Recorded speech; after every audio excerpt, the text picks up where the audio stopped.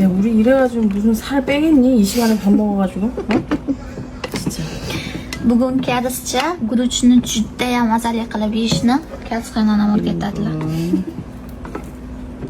Bizda soat уже 9:30, 10 bo'lyapti. Ujinni endi qilyapmiz. Itvechamizni qaralab bekitib qo'ydik.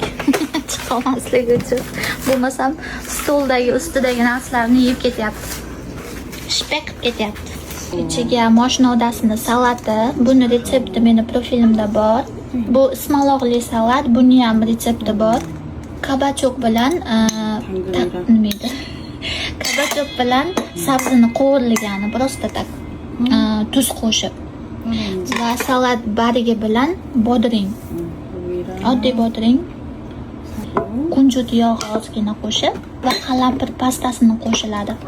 Bu ovqatni mazali qiladigan qalampir pasta. Wow. Endi shuni yaxshilab aralashtirib yeyilsa va shisha zo'r ketadi. Albatta qovurilgan tuxum bilan birga yeyish kerak. 맛있겠다. 이거 뭐 반찬에 넣어서 먹을게. 다 먹어요. 비스밀라.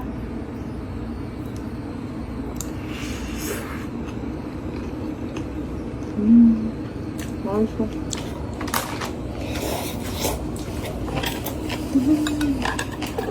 하나도 안 먹어. Вообще mazali chiqadi.